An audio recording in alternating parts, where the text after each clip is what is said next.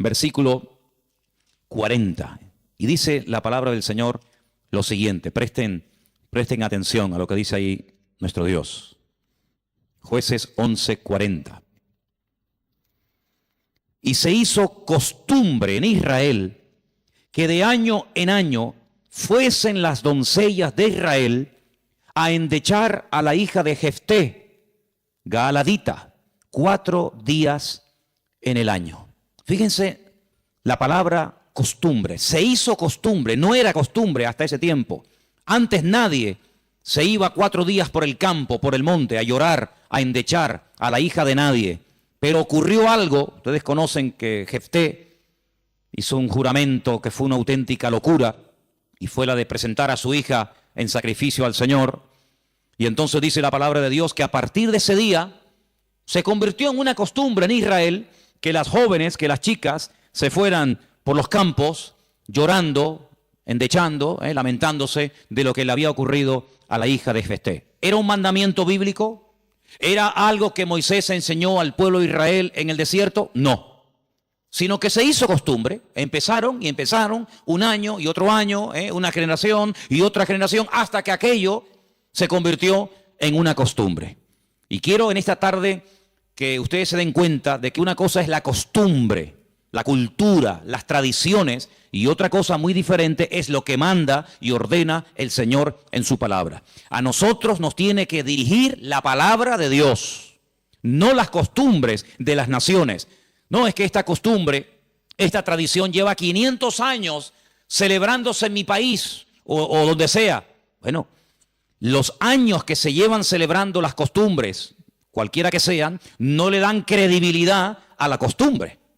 Durante muchos siglos era normal salir a una plaza pública y torturar o quemar a una persona, y todo el mundo iba como si fuera un espectáculo público, ¿verdad? Porque era la costumbre de la época. Bueno, pero eso no significa que como era la costumbre, pues está bien. Cuidado, la palabra costumbre, hábito, aparece desde un punto de vista positivo y desde un punto de vista negativo. Por ejemplo, la Escritura dice en el Evangelio según San Lucas que el Señor Jesucristo, conforme a su costumbre, iba el sábado a la sinagoga. Bueno, pero es que hay costumbres buenas, ¿sí? Y hay costumbres malas. En este caso era una costumbre que no tiene nada que ver con la palabra, pero como ya la gente lo hacía, pues el otro lo hacía y el otro lo hacía, y yo creo que ya después de años ni la gente sabía realmente el origen de esa costumbre, pero ya como que formaba parte de la cultura de la época. Quédense con ese detalle. Nos vamos al libro de Isaías, capítulo 2. Libro de Isaías, capítulo 2, versículo 6. Y dice lo siguiente, un texto, por cierto, muy interesante. Isaías 2, versículo 6.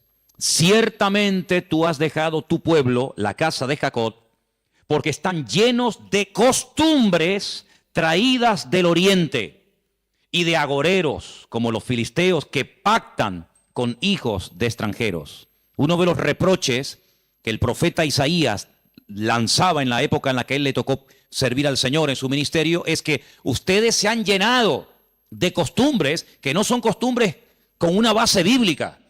No son costumbres basados en un mandamiento de la Escritura, sino en costumbres, como dice aquí, importadas, traídas de Oriente, que no tienen nada que ver con ustedes. Por ejemplo, aquí en España, país en el que vivimos, pues se ha metido con una fuerza tremenda una fiesta, que era una costumbre de pueblos paganos, dicho sea de paso, que se ha celebrado hace poco, la famosa fiesta de Halloween. Y tú estudias la historia de nuestros pueblos, aquí hay hermanos de otros países de Latinoamérica, y Halloween no tiene absolutamente nada que ver con la cultura latina. Absolutamente. Halloween no tiene nada que ver ni con Argentina, ni Uruguay, ni Venezuela, ni Cuba, ni España. Son costumbres importadas. Costumbres que no tienen nada que ver con nuestra cultura, pero a base de repetirlas y practicarlas un año y otro año, como que ya forman parte de una de las muchas fiestas que hay a lo largo del año. Eso precisamente es lo que dice el profeta Isaías en su época. Ustedes han abierto la puerta y se han llenado de costumbres traídas de Oriente, que no tienen nada que ver con ustedes. Y dicho sea de paso, la mayoría de esas costumbres traídas de Oriente eran costumbres paganas. Costumbres que no tenían absolutamente nada que ver con la palabra del Señor. Vamos a avanzar. Libro de Jeremías, capítulo 10. Jeremías, el capítulo 10, leemos lo siguiente.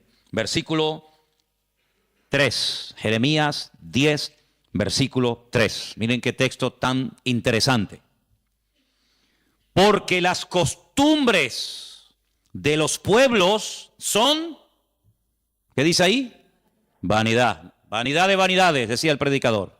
Las costumbres de los pueblos son vanidad. Y ahora habla acerca de la idolatría, que era una de las costumbres, no del pueblo de Dios, sino de los pueblos paganos. Ahí la palabra pueblos es la palabra goyín. La palabra goyín significa naciones. Cuando se habla de Israel, se menciona Israel, para que no haya género de duda.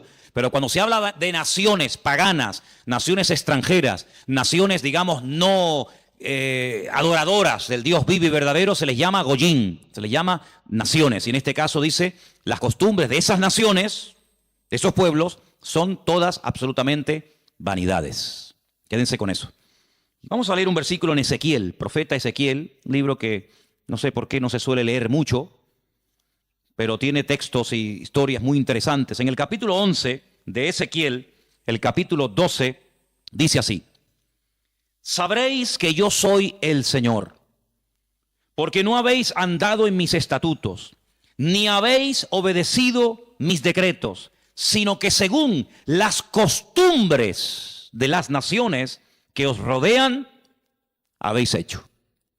Las costumbres de las naciones que les rodean, esas son las que ustedes están practicando. No los estatutos, ni decretos, ni fiestas, ni celebraciones que nuestro Dios ha ordenado en su palabra, sino que todo lo contrario.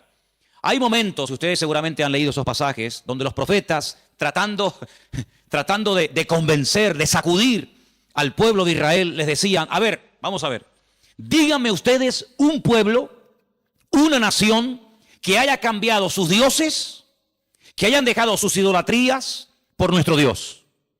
Ninguno. Los egipcios, mira que vieron milagros los egipcios, porque las famosas 10 plagas de Egipto eran milagros, eran demostraciones del poder de Dios, ¿sí o no? Totalmente.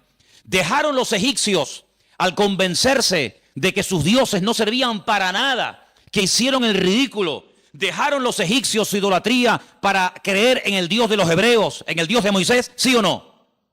Para nada. Es más, cuando salen de Egipto, ¿qué hace el faraón? Vamos a perseguirlos, vamos a atraparlos y llevarlos otra vez a Egipto para que sean nuestra mano de obra. No se convirtieron, no se arrepintieron. Y mira que vieron la gloria de Dios, un río lleno de sangre. Bueno, eso es algo tremendo. Cruzaban la calle y allí la gente tenía luz y alegría y vida. Y a este lado, muerte, los animales se morían llenos de úlceras, llenos de llagas, miseria, pobreza, muerte. Oiga, aquí hay una diferencia. Esta gente pinta con sangre de cordero las puertas de la casa y no se muere nadie. Y nosotros, los poderosos egipcios, incluido el faraón, se mueren todos los primogénitos. ¿Te parece poca diferencia? Y así podríamos hablar de otras, ¿verdad? ¿Se convirtieron? ¿Dejaron su idolatría por el Dios de Abraham, de Isaac y de Jacob? No. Daniel, en Babilonia, ¿cuántas veces vieron la gloria de Dios a aquella gente? Vieron a Daniel sobrevivir toda una noche y no ser atacado por los leones cuando lo metieron en el foso. ¿Se acuerdan, sí o no? Vieron a aquellos 3 jóvenes que les habían cambiado el nombre, que no se quemaron dentro del horno de fuego. ¿Cambiaron? ¿Recapacitaron? Ninguno. Dice, ¿cómo es posible que ustedes habéis podido comprobar que ninguna nación ha dejado sus dioses, su paganismo, para creer en nuestro Dios, y sin embargo ustedes sí lo han hecho? Dejaron al Dios vivo y verdadero para adorar a Moloch, a Milcón, a Astaroth, a Acera, a Baal. ¿Cómo puede ser eso? Pues eso fue lo que pasó. Ellos cambiaron al Dios verdadero por aquellos dioses. Y dice el profeta Ezequiel en este pasaje, todo eso que habéis hecho son las costumbres de las naciones que les rodean, pero ustedes, en vez de influenciarles a ellos, que ellos se conviertan a ustedes, ha pasado todo lo contrario. Ustedes se han terminado convirtiendo a ellos. Han adoptado su forma de vivir, su forma de adorar, su forma de cantar, su forma de comportarse. Y esto es algo realmente increíble porque esto no ha pasado nunca, nunca en la historia de la humanidad. Una nación ha dejado el paganismo, ha renunciado 100% a toda esa mentira y ha abrazado la fe única y verdadera. Sin embargo, ustedes tenían al verdadero y lo han abandonado. Otros profetas utilizaban el término han adulterado, han sido infieles a vuestro Dios. ¿Para adorar a quién? Al Dios de las moscas, al Dios de los excrementos, como hay por ahí un Dios también en la Biblia que se llama el Dios de los excrementos, para adorar a las criaturas en vez de adorar al Creador. Increíble, increíble. Entonces, los profetas que hemos leído, Jeremías, Isaías, Ezequiel y también en el libro de Jueces, dicen que todo eso, esas costumbres son todas vanidades. Y entonces nosotros como creyentes, que hemos, como dice la Biblia, pasado de muerte a vida, cuando nos convertimos al Señor, cuando salimos de donde hemos salido cada uno, pues tenemos con el paso del tiempo que no solamente decirle al Señor, Dios mío, gracias por haberme salvado, gracias por haberme perdonado los pecados, sino que quiero también pedirte, quiero que me ilumines, porque a lo mejor de mi antigua vida, cuando yo no te conocía, cuando andaba en la ignorancia, cuando estaba en la idolatría, en las costumbres que practiqué yo y mi familia durante toda la vida, Señor, quiero que tú me ilumines, por si acaso todavía puede ser que en mi vida, en mi familia, en mi forma de hablar, de pensar, de vestirme, etcétera, etcétera, todavía quedara algo que no está bien, pero que como lo hace todo el mundo, pues no parece que sea tan malo. Porque si os dais cuenta, hermanos, hay cosas que se hacen hoy en día que están mal. Pero sin embargo, como las hace todo el mundo, no se ven mal. Por ejemplo, a mí una de las cosas que me llama la atención, cuando voy a lo mejor a algún supermercado, es que de un tiempo a esta parte, en la parte donde está todo lo que es los puros y los cigarrillos y todo esto, es increíble. ¿Os habéis dado cuenta lo que ponen como advertencia en las cajas de cigarrillos? El cigarrillo mata, el cigarrillo produce enfermedades pulmonares, cáncer y esto y lo otro. Pero ¿quién hoy en día iría por la calle poniéndole una multa a una persona por fumar? Nadie. ¿Por qué? Porque como lo hace todo el mundo, ya forma parte de una vida normal, pues no se ve tan mal. Pero cuidado, el que lo haga mucha gente no significa de que esté bien, ¿sí o no? Entonces puede ser que a lo mejor algunos de ustedes en algún momento se ha sentido, perdonen la expresión, como un bicho raro en su puesto de trabajo, con los amigos, con la familia, con los vecinos, ¿sí o no? Porque resulta que todo el mundo ve bien pues ciertas y determinadas cosas que cuando vamos al manual, cuando vamos a la palabra de Dios, resulta que no solamente están mal, sino que incluso son pecado y abominación ante los ojos de Dios. Vaya usted a una manifestación de miles y miles y miles de personas a favor del aborto y párese en esa marcha y diga que el aborto es un crimen, que es un asesinato y que eso es una abominación delante de Dios. ¿Lo matan? ¿Sí o no? ¿Lo matan? Párese usted en una manifestación donde están llevando a una virgen, a un patrón, a un santo y diga, ¿pero qué estáis haciendo? Si nuestro Dios prohíbe todo esto, si eso es abominación delante de nuestro Dios, si en la base mínima, que son los 10 mandamientos, ya se prohíbe categóricamente todo esto, ¿te matan? ¿Por qué? Porque es que esto se ha practicado. Y claro, después ves ahí al alcalde, y ves al teniente alcalde, y ves al concejal de no sé qué, y ves a fulanito de tal, y incluso al rey, y ves a la reina, y ves a la... Entonces parece que como que no está tan mal porque lo practica mucha gente. Y quiero decirte, querido hermano, que en algún momento de tu vida puede ser que tú te sientas como que vas contracorriente. Como que la gente, como que no te entiende, y como que tú estás en otra frecuencia, en otra onda, y es como algo imposible de que lleguen a un entendimiento. Pero al fin y al cabo yo pregunto, hermanos, ¿nosotros a quién tenemos que agradar? ¿A quién tiene que agradar usted? ¿A nuestro Dios, sí o no? Bueno, pues si por agradar a Dios me pongo en contra de la familia, ¿estás dispuesto a pagar el precio? ¿Para qué te vas a bautizar? Con la edad que tú tienes. Si a ti ya te bautizaron tus padres cuando eras pequeñita, no lo pueden entender. Pero saben, hermanos, nosotros, repito, primero a quien tenemos que rendir cuentas a nuestro Dios. Y en segundo lugar, tarde o temprano, como dije el domingo pasado, la fe. Y cuando hablo de la fe, yo no me refiero solamente a la creencia, sino me refiero, cuando hablo de la fe, también aglutino nuestro estilo de vida. Porque nuestra fe es un estilo de vida. Somos diferentes, ¿sí o no? Somos diferentes. Somos diferentes a la hora de hablar, a la hora de pensar, a la hora de reaccionar ante una situación. Somos diferentes, lo queramos reconocer o no, somos gente diferente. Eso incluye también el concepto fe. No solamente que creo en un Dios, en un cielo, en un infierno, en la Biblia como palabra de Dios, sino que la fe me lleva a una serie de cambios. Bueno, pues en ese paquete de mi estilo de vida, yo tengo que pararme y decir, ¿lo que estamos haciendo forma parte de una base bíblica o de costumbres que se han ido traspasando de padres a hijos, de generación en generación? Y yo, como he formado parte toda la vida, evidentemente, de este sistema de vida del mundo, pues las he incorporado como algo normal, pero nunca me paré a preguntarme si lo que yo estaba practicando, si lo que yo estaba creyendo era de Dios o era algo totalmente antibíblico. ¿Quién te convenció a ti? ¿Cuándo te diste cuenta de que adorar imágenes no era de Dios? Algunos de ustedes lo hicieron toda la vida. Pero llegó un momento en el que dijiste, esto no es de Dios, ¿sí o no? El que fue ladrón, el que fue drogadicto, el que practicó la prostitución o cualquier otro pecado.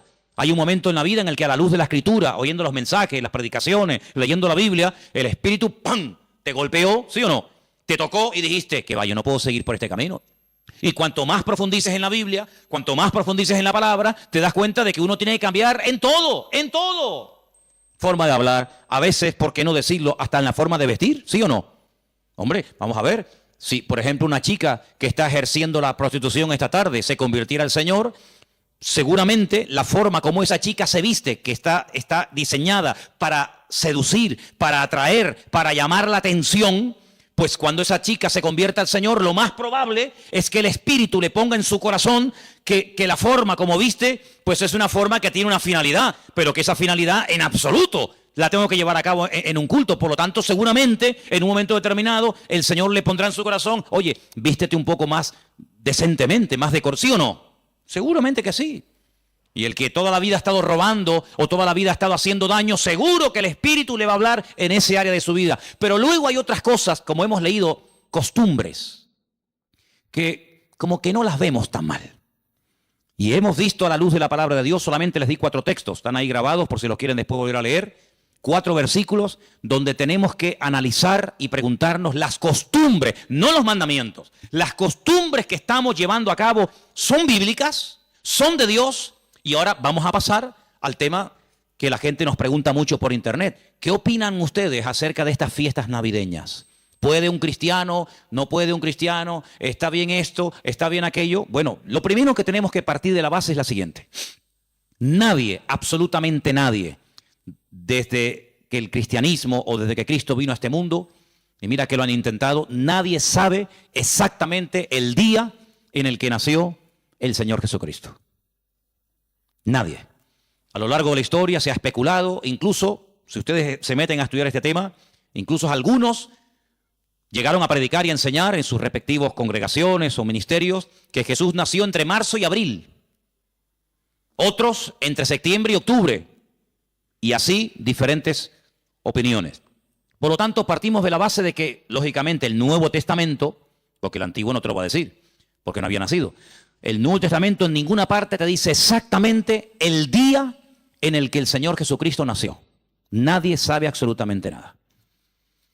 Sí sabemos que murió en una época en la que los judíos estaban celebrando una fiesta llamada la Pascua. Sí sabemos que hay una fiesta que nosotros la conocemos como Pentecostés, que su nombre original es Shavuot, la fiesta de las semanas, que el Señor la utilizó para que en ese día concretamente, pues aquel grupo que había en aquella casa fueran llenos del Espíritu Santo. Eso sí lo sabemos. También podemos saber con exactitud que el Señor Jesucristo, la noche que fue entregado y en ese lapsus de entre una hora y otra y fue a ser crucificado, se estaba celebrando la fiesta de los panes sin levaduras que se unía a la de la Pascua. Todo eso está clarísimo. Y sabemos pues cuándo hay que celebrar la fiesta de la Pascua y la fiesta de Pentecostés y la fiesta de los tabernáculos. Todo eso lo sabemos porque está estipulado en la Biblia. Y te dice, contarás desde tal día a tal día, tanta semana. ¡Pum! Y eso es matemático. Pero en cuanto al nacimiento de Cristo, la Biblia no nos da ninguna información exacta de cuándo nació. ¿Por qué? Porque en nuestra concepción, entre comillas, cristiana, cometemos un gravísimo error. Y es que Jesucristo nació en un contexto judío, no en un contexto cristiano. Jesús nunca fue a ninguna iglesia evangélica. Él toda la vida fue a sinagogas. Jesús nunca practicó costumbres cristianas. Las costumbres que él practicó y su padre y su madre y sus antepasados eran costumbres judías, ¿verdad? Por lo tanto, para nosotros se comienza a contar desde el nacimiento del niño y dice, bueno, el niño nació el 2 de octubre.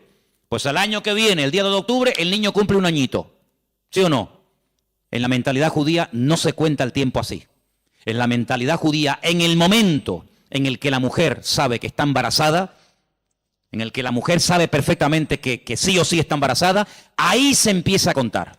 No a partir del nacimiento a los 9 meses, ¿me entendéis? Por lo tanto, ya empezamos mal. Es como, por ejemplo, cuando nosotros decimos, bueno, ahora mismo aquí en Tenerife tenemos las 8 en punto de la noche. A las 12:01 será día viernes.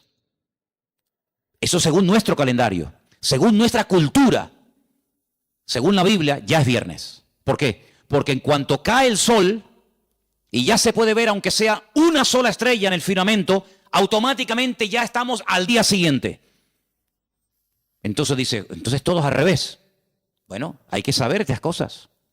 Nuestro calendario gregoriano, inventado, mandado a hacer por un papa, tiene 365 días. El calendario bíblico tiene 360 días. Otro dato a tener en cuenta. ¿Qué te parece? Y así podríamos contar cantidad de detalles que cuando uno va a la palabra, uno tiene que conocerlos. Porque si no ya estás partiendo equivocadamente.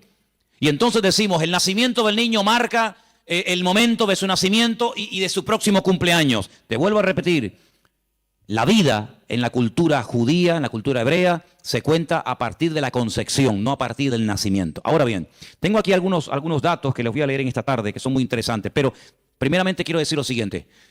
No sabemos la fecha exacta del nacimiento de Cristo. No hay ni un solo ejemplo, ni uno solo. Si alguien sabe de alguno, por favor que lo diga ahora, o calle para siempre.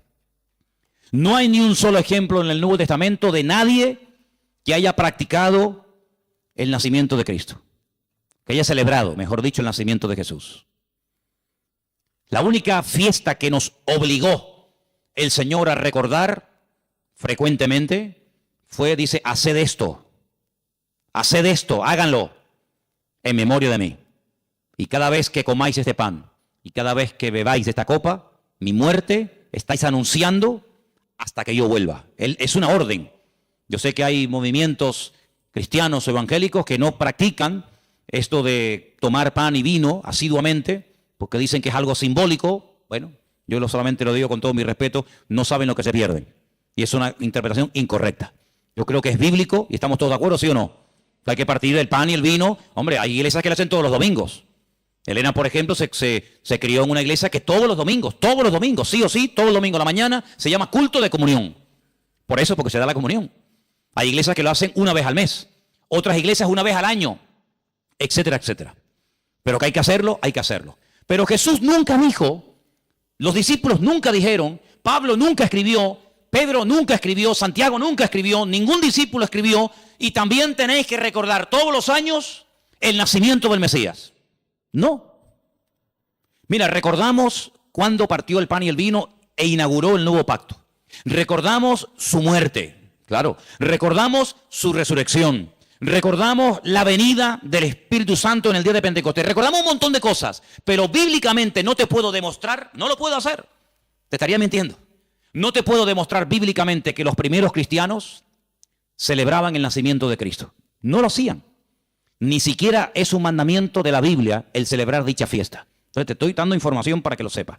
La fecha exacta del nacimiento de Cristo no se encuentra registrada en el Nuevo Testamento. Ahora, el famoso día 25 de diciembre ha sido un día que en el mundo pagano, en el mundo greco-romano, ustedes saben que estaban los babilónicos, luego vinieron los medos persas, a continuación los griegos y después los romanos. El Antiguo Testamento, lo que llamamos vulgarmente Antiguo Testamento, termina con el imperio medo-persa. Pero cuando empezamos a leer el Nuevo Testamento, nos encontramos a los romanos. Y tú dices, ¿pero y los griegos? ¿Ves? La Biblia no te da información sobre los griegos. Pero entre el Antiguo y el Nuevo Testamento, que hay 400 años de silencio. ¿Sabían eso, no?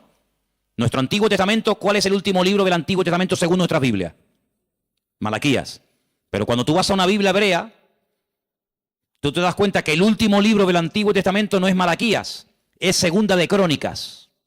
Da igual, el orden no altera los factores, ¿no? Sea uno, sea otro, son exactamente los mismos, aunque el orden es diferente.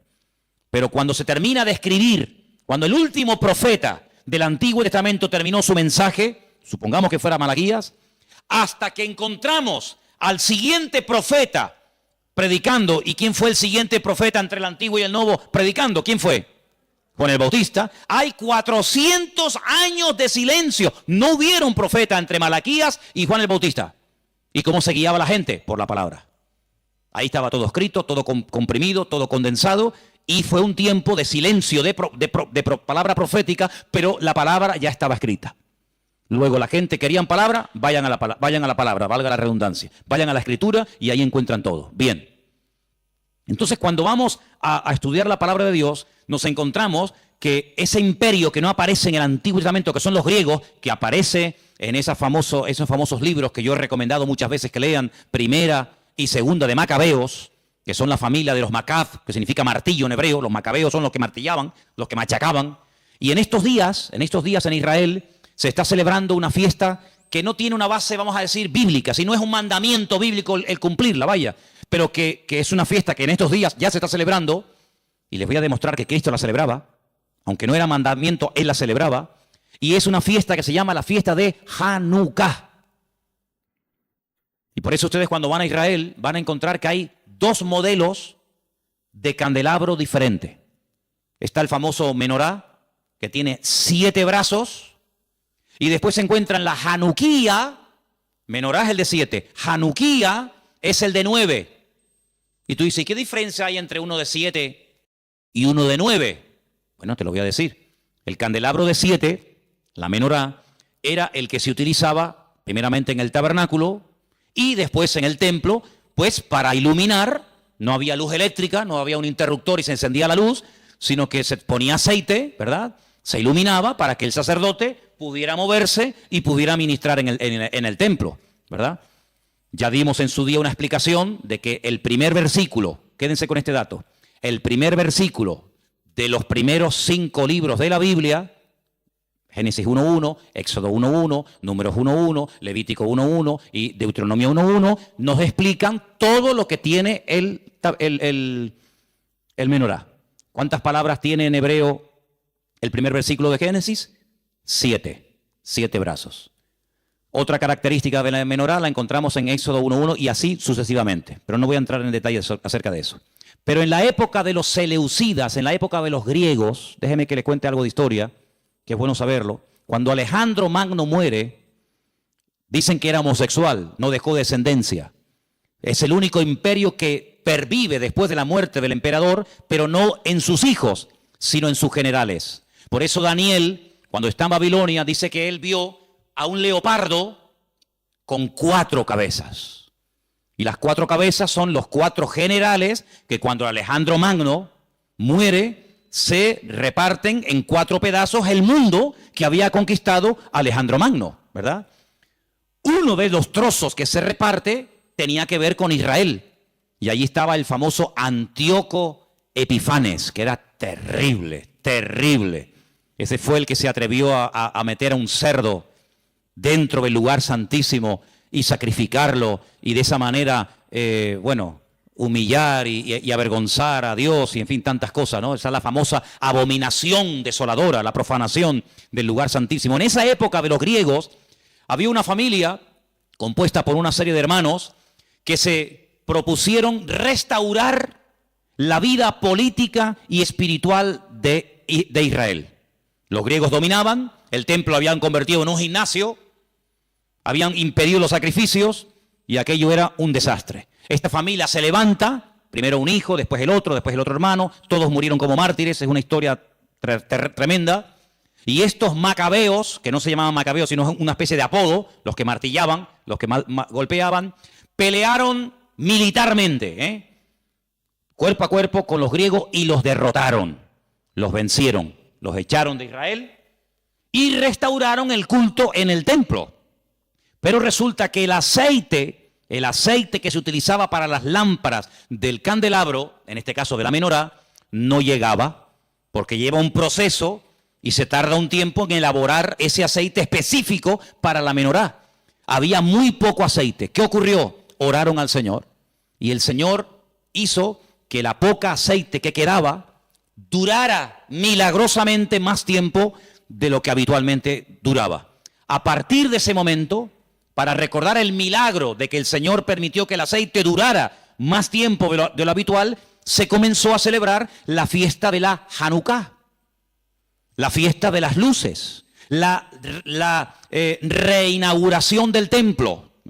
Entonces, en esta época del año, para recordar ese milagro, se enciende con la vela del centro, cada día una vela diferente, hasta llegar a 9 velas. Porque ese fue el tiempo que duró el aceite. Y eso es lo que significa la fiesta de Hanukkah. Ahora ustedes pueden ver, dice, y Jesús subió al templo a la fiesta de la dedicación del templo. Y tú dices, ¿qué fiesta es esa? Porque ahí no dice Pascua, ahí no dice Pentecostés, ahí no dice tabernáculo, dice a la fiesta de la dedicación del templo. Pero si el templo ya estaba inaugurado cuando Cristo vivía. Pero era la fiesta en la que se recordaba la reinauguración del templo cuando los macabeos derrotaron a los seleucidas, a los griegos, y entonces esa era la fiesta de Hanukkah que Cristo la celebraba, Juan capítulo 10. Entonces Cristo, que sabía la historia de esa fiesta, dice, yo soy la luz del mundo. Y la gente sabía lo que estaba diciendo, porque así como esta aceite, esta luz se enciende, yo soy ahora la luz del mundo. Y posteriormente a sus discípulos le dice, y ahora también vosotros sois la luz del mundo. Y todo está basado en algo que pasó en aquel tiempo. Entonces, cuando vamos al Nuevo Testamento, nos encontramos que nos dice la Biblia quién gobernaba en el Imperio Romano en el tiempo del nacimiento de Cristo. Pero cuando se hace el calendario gregoriano o cristiano, vaya, el que tenemos ahora mismo nosotros, se cometió una gravísima equivocación. Algunos calculan que del verdadero calendario bíblico al que usamos actualmente puede haber una diferencia entre 4 y 6 años. Es decir, que en vez de estar ahora en el 2015, estaríamos ahora 4 años o 6 años más de lo que estamos. Y eso es bueno saberlo, porque la Biblia nos da datos acerca de lo que va a ocurrir en cada tiempo. Y por eso estamos viendo profecías cumplidas nosotros en este momento, que tú dices, pero no me encaja el tiempo. Claro, no te encaja el tiempo si te llevas por el 2015, pero si te llevas por el calendario bíblico, te encaja todo de una forma maravillosa, porque Dios no se mueve con el calendario inventado por Don Gregorio, sino Él se mueve por el calendario inventado y creado y dado por Él en su bendita palabra. ¿Cuántos dicen amén? Entonces, sigo leyendo esto que está muy interesante. La historia de la Navidad parece tener los primeros antecedentes entre el 320 y 353 después de Cristo. Es decir, que hasta el 350 y pico después de Cristo, ningún cristiano, ninguna iglesia practicaba o celebraba lo que vulgarmente llamamos la Navidad. Durante más de 300 y pico de años, esto no existía. ¿Qué te parece? Yo dije un día que si ustedes quieren ver la transformación terrible que experimentó el cristianismo, tienen que leer detenidamente lo que pasó en el Concilio de Nicea. Ahí en Google, se meten, Concilio de Nicea. Estudien, lean lo que allí pasó. El cristianismo del 300 para atrás era diferente al cristianismo que se vive hoy en día del 300 y pico hasta nosotros. Todo cambió, hermanos, todo cambió. Entonces fue en esa época, en ese tercer siglo, cuando se comenzó a decir que Cristo había nacido el 25 de diciembre. ¿Por qué? Porque era la fiesta, era el día más pagano del año. Se celebraba el culto al dios Saturno. Y el dios Saturno era el dios de las cosechas. Y era un día de celebración, pero de celebración pagana, de sacrificios en agradecimiento al dios Saturno. Era el solsticio de invierno en el hemisferio norte. Y ahí dijo alguien, bueno, vamos a utilizar el día más pagano del año cuando se adora al sol. vamos a utilizarlo y lo vamos a cristianizar para que de esa manera también nosotros los cristianos formemos parte de la festividad y de la alegría a nivel mundial. Desde finales del siglo IV, el cristianismo, finales del siglo IV, el cristianismo comienza con la famosa tradición de la Navidad. Y el Papa Julio I dijo que Jesús había nacido el 25 de diciembre. ¿De dónde lo sacó? De ninguna parte, se lo inventó. Porque la Biblia no dice que Jesús nació el 25 de diciembre, pero él, como era el Papa, cualquiera le llevaba la contraria. Era el día en el que se celebraba, como acabo de decir, el solsticio de invierno en la antigüedad, y era el día en el que las costumbres y las tradiciones heredadas, las costumbres y mitos y leyendas más aberrantes se llevaba a cabo, y entonces se utilizó para que la gente supiera que también Cristo había nacido en esa época, y de alguna manera pues utilizar el paganismo, utilizar las festividades, pues para decir, bueno, Cristo también nació en esta época, ¿no? En el año 540, un monje llamado Dionisio, cuyo apodo era el Exiguo, en el cálculo de las fechas propició la fijación de una fecha errónea en cuanto al nacimiento de Cristo. El error incluso hasta en el año, porque se cree que Jesús nació 4 o 6 años antes de lo que realmente esta gente decía. El tema de las fechas, ya hemos dicho, es algo muy controvertido. Pero al final se llegó a la conclusión de que Cristo había nacido en esa época y los cristianos comenzaron a practicarlo como parte de la cultura o de la tradición. Hay muchos relatos en los que cuenta la historia que miles y miles de cristianos se dejaron matar, quemar, crucificar y torturar hasta la muerte porque se negaban a celebrar la famosa Navidad el 25 de diciembre. Así que hermanos nuestros en la fe han muerto quemados, torturados y crucificados por negarse a formar parte de una fecha inventada, creada por el hombre, rodeada de paganismo, donde una de las costumbres que había era sacrificar toros, sacrificar animales, cortarle los testículos a estos animales y colgarlos en los árboles. De ahí viene la famosa costumbre de colgar bolitas en los árboles, de la costumbre pagana de aquellos degenerados griegos y romanos que hacían este tipo de ofrendas y de sacrificios a sus dioses, y de ahí pasó. Luego se prendía fuego al árbol. Pero claro, prender fuego al árbol, pues en una casa particular es una temeridad, y entonces a alguien con el paso del tiempo se le ocurrió ponerle un montón de luces para que represente aquel fuego, que evidentemente no se puede hacer hoy en día por sentido común, pero entre las bolitas y el fuego que se pone, las luces que se pone, pues es lo más parecido a aquellas bolitas que se ponían colgadas en los árboles, y al mismo tiempo las luces representan el fuego que por cuestiones obvias no se pueden poner hoy en día. Así que Jesús no nació el 25 de diciembre, pero escuchen esto porque es muy interesante. La explicación más consistente de los historiadores es que el origen de la Navidad se tomó entre el siglo III y IV, ya lo hemos dicho, ¿verdad? El porqué de la elección de esta fecha, bueno, se relaciona con la necesidad de la reciente oficializada religión cristiana de imponerse sobre las tradiciones de los cultos paganos romanos. En aquel tiempo el mundo estaba dominado por el Imperio Romano, se adoraba a Saturno, como el Imperio Romano a través del emperador Constantino supuestamente se había convertido.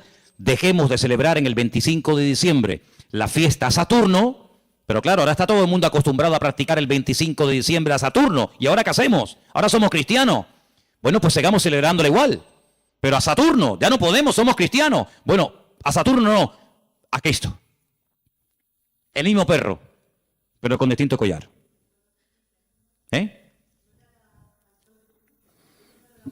Adoraban al sol. Sí, ellos pueden decir misa. Los papas eligieron el 25 de diciembre como día del nacimiento de Jesús, como una estrategia para el proceso de expansión del cristianismo, en el que sistemáticamente se buscó absorber y fusionar toda celebración de ritos paganos con las nuevas creencias o fe de los cristianos. Por lo tanto, bíblicamente, si alguien te para en la calle y te dice que la fiesta de la Navidad, que se suele celebrar el 25 de diciembre, tiene un trasfondo pagano, no se te ocurra llevarle la contraria ni decirle que no es así, porque vas a ser el más rotundo ridículo, efectivamente. El día 25 de diciembre era una fiesta, la fiesta más pagana en todas las culturas del Imperio Romano, donde se hacían auténticas barbaridades, sacrificios humanos, sacrificios de animales, ofrendas brutales de sangre, etcétera, etcétera. Como supuestamente, repito, el Imperio Romano dejó el paganismo y abrazó la fe cristiana que había perseguido durante más de 300 años, pues ahora ¿qué hacemos? Ahora nos encontramos con un dilema. Bueno, lo solucionamos fácilmente. Seguimos manteniendo el día, seguimos manteniendo las costumbres de dicho día, ¿vale? Seguimos celebrando todo exactamente igual, pero en vez de a Saturno, en vez de a divinidades falsas, pues la celebramos a Dios y total, aquí no ha pasado absolutamente nada. A base de repetir y de repetir y de practicar, un siglo, otro siglo, una generación, otra generación, nos hemos puesto hoy en día en el año 2015, aparentemente después de la era cristiana, y resulta que hemos abrazado unas costumbres y unas prácticas que nosotros no lo hacemos con ninguna mala intención, ¿no? Nosotros no lo hacemos porque creemos en el paganismo, ni mucho menos, pero sin darnos cuenta, estamos practicando y celebrando y haciendo cosas que tienen un trasfondo totalmente pagano, pero después queremos que los paganos cambien cuando los paganos lo que han hecho es que nos han cambiado a nosotros. Y se han metido en nuestras casas, y se han metido en nuestras costumbres, y se han metido en nuestro vocabulario, y hemos visto, no de ahora, de hace ya muchos años, que en estos días, que teóricamente, vamos a decir, ha nacido el Señor, que no es así, ya lo hemos demostrado, pero que teóricamente teníamos que celebrar su nacimiento, resulta que se ha convertido en una fiesta ¿de qué? De despilfarro, de derroche, de negocio, donde después se habla de la famosa cuesta de enero, porque la gente empezó a regalar y a comprar y a regalar y a comprar, a regalar y a comprar cosas que después en enero se arrepienten o no usan o quieren cambiar, y después resulta que ya el año, en vez de empezarlo libre de deudas, ya lo empiezan con más deudas, aparte de las que ya tenían del año anterior. ¿Por qué? Porque la fiesta así lo requiere. Porque si no le regalamos al abuelito, y si no le regalamos nada al niño, y si no le regalamos nada a la abuelita, o al tío, o al papá, o al sobrino, pues como que es una falta de educación, y como que falta el amor en la familia, y como que todos nos hemos vuelto locos, y nos hemos fanatizado, porque ahora somos cristianos. No, mi hermano, aquí no nos hemos vuelto locos, sino que ¿sabe lo que pasa? Que el conocimiento confronta, y el conocimiento compromete. Por eso hay gente que dice, yo prefiero no saber nada, y seguir en la ignorancia. Pero ¿sabes qué? Cuando estamos en Cristo, estamos obligados, estamos comprometidos con la verdad.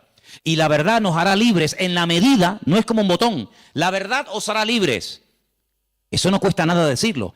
La verdad nos hará libres siempre y cuando interioricemos y practiquemos la verdad.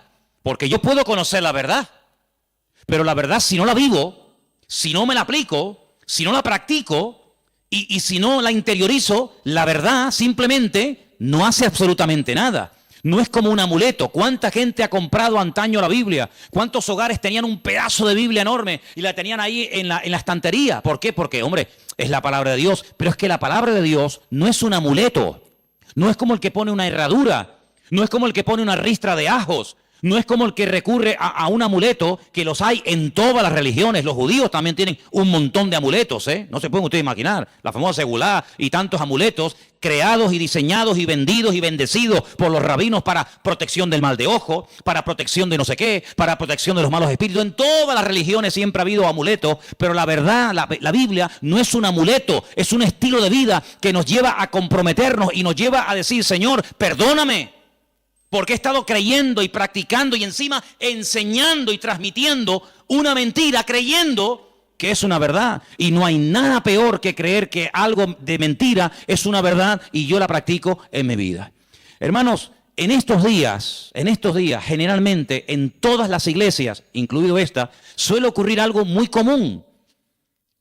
Y es que, por ejemplo, lo notamos, ¿no? Y no que llevemos un control excesivo del tema, pero les cuento la realidad. Muchísimos creyentes se gastan el dinero que tienen y el que no tienen y se olvidan muchas veces de lo que tenían que haber apoyado con su dinero a la obra de Dios. ¿Por qué? Porque hay que comprar regalos a todo quisque y hay que tirar la casa por la ventana. Y si nos vamos a la noche a la cama sin tener toda la mesa llena de comida, como que no hemos celebrado Navidad. Y yo pregunto, imaginémonos por un instante, que no es así, pero trabajemos con la hipótesis. Bueno, vale, nació el 25 de diciembre, vale, perfecto. Si realmente nació el 25 de diciembre, ¿a quién tendríamos que celebrar la fiesta? Imagino que al Señor. Pero nosotros somos tan listos que nos hacemos la fiesta para nosotros. Y tendríamos que traerle regalos a Él. ¿Cómo? Bueno, pues ¿qué le hace falta a la iglesia? Pintarla. Yo regalo este año la pintura. Si el cumpleaños del Señor y esta es la casa del Señor, ¿qué le hace falta a la iglesia? Más sillas, yo las regalo. Pero no hacemos regalos al que cumple años, teóricamente, sino que nos hacemos regalos a nosotros. A papá, a mamá, al tío, al sobrino. Y yo digo, bueno, ¿el cumpleaños de quién es? ¿Tuyo o es el del Señor? Porque si es el del Señor, al que menos le hemos regalado ha sido a Él. Resulta que nos hemos regalado a nosotros. Y tenemos, los que tengan, ¿no?, el árbol lleno de docenas de juguetes y docenas de regalos. Y tú dices, ¿y el regalo del Señor dónde está? Porque la iglesia no puede sufrir en estos tiempos, en este mes de diciembre, porque teóricamente sería el mes de más abundancia, ¿sí o no? Tendría que ser el mes en el que sobraran Biblias, sobraran sillas, sobrara de todo, porque es el día especial del Señor. Pues ¿saben qué? Suele ocurrir generalmente todo lo contrario.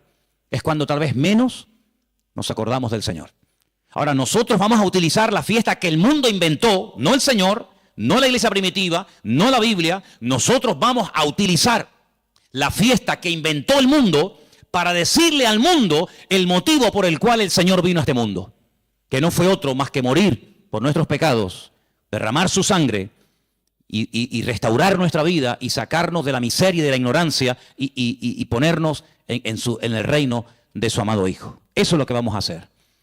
El mundo que celebre lo que quiera. No es un tiempo para derroches, ni despilfarro, ni borracheras. No es un tiempo para trasnochar y tirar la casa por la ventana y parece que si no le regalo un suéter o un pantalón o una camisa, fulano se enfada y me mira, pues que me mire como quiera. Pero no es un tiempo para nosotros. Tendría que ser en todo caso un tiempo de más oración, de más compromiso, de más reuniones, de más entrega. Tendría que ser eso si verdaderamente nació en esta época. Tendría que ser eso, pero lamentablemente vemos que no lo es. Y entonces, amados hermanos, resumiendo un poco todo esto, ¿qué vamos a hacer nosotros? Vamos a decirle al mundo, claro, nosotros creemos que Él vino. ¿Cómo no lo vamos a creer? Nosotros creemos que Él nació y que Él vivió en esta vida y que Él murió y que Él resucitó y que digan lo que quieran, pero vino con propósito, vino con un objetivo, no vino para entretenernos, no vino para que ahora en diciembre tiremos la casa por la ventana, luego en abril, marzo, abril, volvamos a recordar toda la tragedia de la sangre, de la muerte, de Pilato, de la crucifixión, de la tumba, de los latigazos, etcétera, etcétera, y el resto del año. No, hermano, no vamos a dejarle al mundo que nos diga cuándo y dónde tenemos que celebrar lo que tendríamos o no que celebrar. ¿Qué es lo que tenemos que celebrar? Lo que dice la Biblia. Haced esto en memoria de mí. Ahí tenés ya un ejemplo. Si dice el Señor, nos dice el Señor, haced, cumplid con esto en memoria de mí. Bueno, ahí tenemos una obligación, pero en ninguna parte mi Señor, nuestro Señor, ni a ti ni a mí nos dice, y una vez al año recuerden que el 25 de diciembre yo nací. Porque dicho sea de paso, cuando Cristo nació, la palabra diciembre ni existía. Porque ni ese mes existía cuando el Señor Jesucristo nació, sino que estamos hablando de términos y de palabras creadas, diseñadas e inventadas por los hombres. Y quiero que este año sea diferente. Debe ser diferente este año en nuestras casas. Lo dije hace mucho tiempo.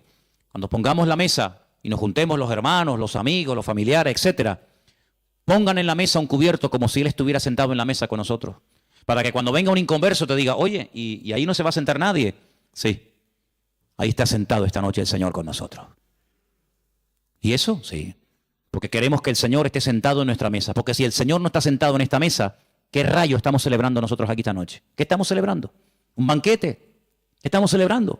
Si el Señor no está sentado en esta mesa, ¿qué hacemos aquí tú y yo? Es una cena normal y corriente como cualquier otra, pero queremos invitar al Señor a nuestra casa. Queremos que coma con nosotros, que viva con nosotros, que duerma con nosotros, que entre con nosotros, que salga con nosotros. Nuestra vida no gira en torno a fiestas, porque nuestra fiesta se llama Cristo. Y nuestra fiesta desde el 1 de enero hasta el 31 de diciembre. ¿Cuántos dicen amén? No tenemos que decir, ahora el nacimiento, ahora la muerte. Todos los días yo recuerdo que Cristo vino a este mundo a morir por mí. ¿Sí o no? Todos los días yo recuerdo que Él murió por mí en la cruz. Todos los días, no solamente el domingo de resurrección, allí en el Parque La Granja. Yo todos los días recuerdo que el Señor resucitó al tercer día. Yo todos los días recuerdo que Él está vivo. No tengo que decir, bueno, ahora esto. Ahora, ¿quién nos marca a nosotros el calendario?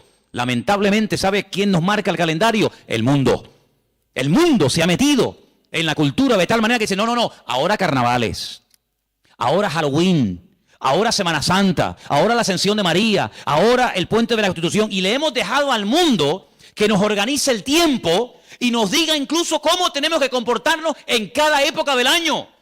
Claro, nosotros gracias al Señor somos cristianos y muchas de esas cosas ya no las hacemos, pero el que es mundano, el que no es cristiano, dice, carnavales, ¿me tengo que disfrazar? Me tengo que disfrazar, ¿por qué? Porque el mundo dice que ahora es cuando yo me tengo que hacer de disfrazar y hacer el idiota durante una semana o 15 días, pero luego no, ahora dice, no, ahora viene la cuaresma, ahora viene la resignación, el perdón, la ceniza, no sé qué, no sé cuánto. No, ahora viene la Semana Santa, no, ahora viene no sé qué. Y le hemos dejado al mundo que organice nuestro tiempo y nuestro estilo de vida. Nuestro tiempo y nuestro estilo de vida, ya lo dijo el Señor cómo tiene que ser. Si a alguien le interesa, aquí lo tienen. Señor, ¿qué tengo que celebrar en marzo? Señor, ¿qué tengo que hacer en diciembre? ¿Qué tengo que hacer cada día de la semana? Aquí está el manual. No le dejemos al mundo que nos organice, porque mira, yo me acuerdo que hace años, y termino, en España no se celebraba Halloween. ¿Cuánto tiempo lleva esta fiesta entre nosotros más o menos? ¿Alguien más o menos sabe? 8 años. Bueno, 8 años. Y nosotros ya tenemos una edad. Luego, durante muchos años de nuestra vida, esta fiesta en España no se celebraba. Íbamos a un centro comercial en esta época de noviembre, creo que se celebra esta fiesta terrible, y no había ninguna calabaza, no había ninguna cosa de terror. ¿Por qué? Porque esta fiesta no se había introducido. Pero mira cómo la metieron. Mira cómo la metieron, amigos. Y el otro día, el Black Friday. Ya nos metieron otra. Y en enero, ahora la reba. Y el mundo tiene, hermano, lo tiene tan claro, el diablo tiene tan claro los objetivos que dice, mira, a la gente le gusta varias cosas. Comer bien, vestir bien, vivir bien y divertirse. Perfecto. Como no quieren ser guiados por el camino de la palabra, como no quieren ser guiados por el camino de Cristo, sino quieren seguir por el camino del relajo, por el camino del despilfarro, pues yo le voy a dar. Y el diablo le da a la gente lo que quiere. ¿Quieres carnaval? Toma carnaval. Y tú dices, ¿cómo puede ser que un país que ha estado años en crisis llegue la fiesta del carnaval y no haya pagas para gente que no tiene nada y que están en el paro y que no tienen los pobrecitos nada? Y resulta que ayuntamientos den subvenciones de miles y de miles de euros a personas para que tiren la casa por la ventana durante una semana o durante un mes. ¿Cómo es posible? Es que el pueblo quiere eso. El pueblo quiere eso. En el pueblo de Tordesillas, en la provincia de Valladolid, la tradición del toro de la Vega. ¿Quién no ha oído esa barbaridad? Cogen un toro bravo, lo sueltan al campo y miles y miles y miles y miles de personas lo rodean, lo pinchan, lo clavan, lo torturan. Cuando ya el animal está reventado que no puede más, llega uno, rácata, le clava una lanza, lo montan en un caballo, lo llevan al pueblo y es el héroe porque este año ha matado el toro de la Vega. Cuando van allí la gente a protestar en contra de esta fiesta, cuando han ido ecologistas o personas que dicen, oye, pero ¿cómo puede ser esto? Los han sacado del pueblo a patadas, los han apedreado. Y cuando los periodistas pueden acercarse a uno de aquellos fanáticos, ¿saben lo que les dice? Nunca dejaremos de celebrar esta fiesta en nuestro pueblo, porque esta es una tradición que hemos tenido en nuestra tierra de toda la vida. Y es como si la tradición impera por encima de la razón. Primero la tradición, luego la razón. Primero la tradición y luego todo lo demás. Pero vamos a ver, pero como creyentes vamos a entrar en ese juego. Hermanos, muchos de ustedes cuando entraban al agua y se iban a bañar no se persignaban. O cuando pasaban por una cruz no se persignaban. O cuando pasaba un coche fúnebre no se persignaban. ¿Lo siguen haciendo? ¿A que no? Pero si lo hicimos toda la vida. Pero ya no. Ya no. Porque hemos entendido de que hemos pasado de muerte a vida. Pero sigamos pasando de muerte a vida, no nos quedemos en mitad de camino. No digamos, ya no adoro a esto, ya no adoro a aquello, ya no adoro a esto, ya no hago tal, pero alguna cosita me queda. Me queda esto, y bueno, total, son unos días. Hermanos, sigamos avanzando. Ese fue el gran error de Israel. Entró, conquistó cuatro cachitos de tierra. No, toda la tierra tiene que conquistar, no Jericó. Un poquito por aquí, un poquito por allá. Sí, pero escucha, es que allí viven los filisteos. Ah, bueno, no importa. Y allí viven los amorreos. Y allí viven los no sé qué. Total, tenemos ya 4 casitas.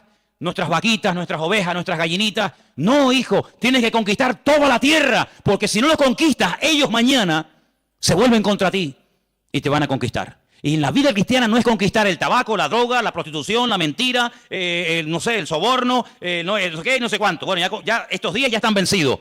Gloria a Dios. Pero ven para acá. ¿Y esto? ¿Y esto? ¿Horóscopo? ¿Cómo? ¿Sí, horóscopo? Ay, amigo. No, pero es que ya no fumo, ¿no? Que no estoy hablando de eso. Eso ya está. Todavía tienes un poquito de horóscopo. Un poquito ahí de no sé qué. ¿Esto cuándo lo vas a conquistar? Lo que has conquistado no es excusa para no seguir conquistando lo que te falta. Es más, si has conquistado y superado cosas tremendas, te tienes que agarrar a eso y decir, Señor, como tú me ayudaste a conquistar y a vencer esto, que para mí era algo grande, importante, agárrate a eso y sigue practicando cosas. Porque yo te voy a decir una cosa. Cuando el Señor llamó a Gedeón, ¿se acuerdan? Llamó a Gedeón y le dice, mira, ven para acá. Tu padre tiene un ídolo en la casa y lo adora. Levántate y rómpeselo. Y Gedeón dice, ¿el ídolo de mi padre? Dice, sí, porque él no lo va a romper nunca. Entonces tú, que tienes las ideas más claras que él, ayúdalo, desata a tu padre. Porque si tú le dices a tu padre, papá, Dios me ha dicho que rompas el ídolo, tu padre nunca lo va a hacer. Pero tú sí lo tienes claro, ayuda a tu padre. Tú tienes más luz que él. Y entonces dice que lo hizo de noche. No se atrevió a hacerlo de día. ¿Saben la historia, no? Se levanta, despedaza el ídolo del padre y al día siguiente, ay mi madre, se monta la marimorera en la ciudad. ¿Quién rompió el ídolo del fulano de tal? El ídolo, el muñeco, la imagen del padre de Gedeón. Sale el padre de Gedeón, se entera y dice, bueno, si era tan poderoso, no fue capaz de defenderse. No sé quién habrá sido, pero vino alguien, lo rompió y no fue capaz de defenderse. Luego, no era tan Dios como yo creía que era. Fíjate que el hijo ayudó a que el padre se diera cuenta de que había estado adorando a un muñeco, creyendo que era un Dios poderoso, y cuando le atacaron, como es un ídolo, no pudo defenderse. Mira como un pequeño detalle, bueno, pequeño, como un gran detalle de su hijo, le ayudó a su padre a decir, oye, gracias, porque hoy me he dado cuenta de que yo estaba adorando a un muñeco. Hermano, hay gente que a lo mejor dice, mira, yo esto lo voy a dejar de hacer. ¿Por qué? Porque no es de Dios. Pero hay gente que no tendrá la fuerza. ¿Por qué? Porque la costumbre, la tradición, la familia, la sociedad, no sé qué. No te preocupes. Yo le digo a la gente, mira, ¿usted le da miedo romper los muñecos que tiene? Ay, sí, porque me da cosita. Tráigaselo, que yo se lo rompo. Yo le ayudo. No será la primera vez que me voy a ese patio ahí y me lío a martillazos con Pedrito, con Juanito y no se defienden tú, ¿eh? Los desmigajo todos, ¿eh? Y no se defiende ninguno. Y le digo, ¿te das cuenta cómo nos han defendido? Entonces, hermano, hay cosas que tendrás que romper tú. Tú tendrás que romperlas y quitarlas de tu vida. Pero hay momentos en los que Dios te pondrá en una casa, en una familia, para decir, mira, déjame ayudarte. Déjame demostrarte que esto no sirve para nada. Y ahí se van a dar cuenta, con ese acto de fe y de obediencia que tú has ejecutado, se van a dar cuenta de que verdaderamente estaban creyendo en una mentira. Yo les he dado de comer, les he dado información, hagan lo que les dé la gana, como dijo Josué, hagan lo que quieran, pero yo en mi casa serviremos al Señor. ¿Oramos? ¿Les parece? Venga, oramos. Cierre sus ojos y recuerde lo que ha oído esta noche. Porque el conocimiento compromete y confronta.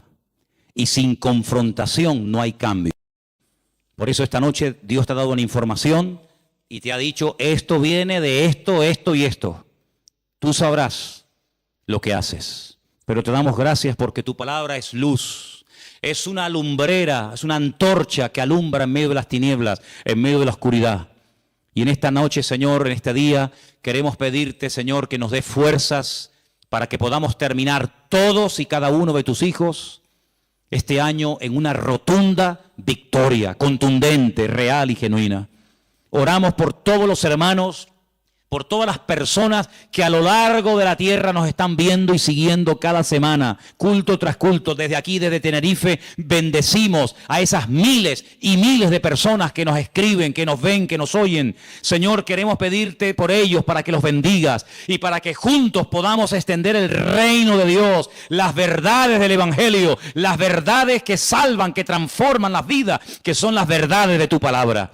Libéranos de cualquier temor, rompe en nosotros nosotros toda atadura a la tradición, a la costumbre. Rompe todas esas costumbres paganas que a veces hemos cultivado y hemos practicado durante años sin darnos cuenta lo que hemos estado haciendo, Señor. Que en nuestros hogares, en nuestras vidas, en nuestras congregaciones, Señor, haya libertad, haya verdad. Y gracias te damos porque tu verdad, tu palabra libera, y queremos ser libres de todo engaño, de toda ignorancia, de toda mentira. Y te damos gracias porque hasta aquí podemos decir, el Señor nos ha ayudado. Hasta aquí el Señor nos ha bendecido. Y hoy no adoramos a nada ni a nadie más que al Señor nuestro Dios. Recibe toda la gloria, mi Señor. Recibe toda la honra. Y que en esta noche salgamos de este lugar con las ideas claras, sabiendo lo que tengo y lo que no tengo que creer y practicar. Porque tu palabra siempre habla y yo acepto que el Señor ha hablado a mi vida esta noche. Y toda la gloria para ti, mi Dios. En el nombre de Jesús. Amén.